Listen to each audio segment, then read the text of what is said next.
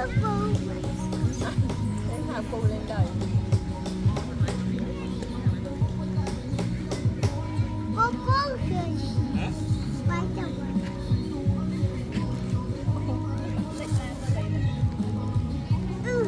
Con lận lịch lãm gì?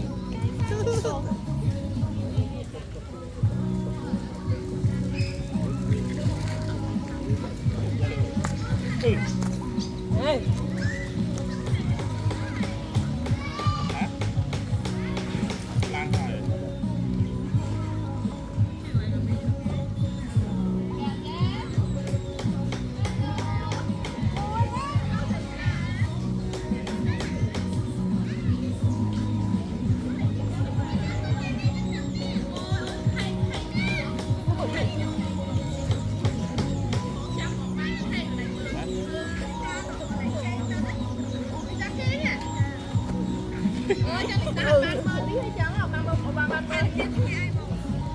Lôi chưa đã thịt mày ở không ạ? Anh ấy cái à?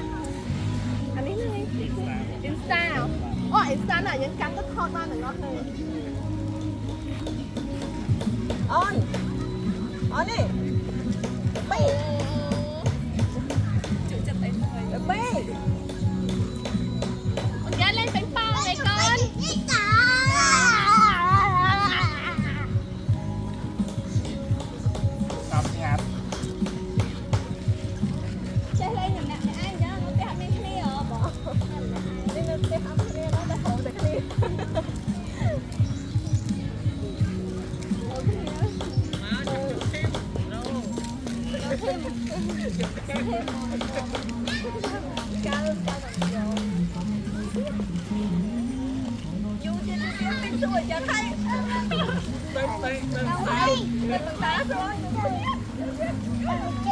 Nên nắng vậy đó. Ở đây. Tay nó lỡ từ đây mà luôn rồi, bên một phút bú tiền. Hiệp mà mai nó á, hả Hiệp ăn tôm á. Nè, Hiệp đã thăng con nó rồi.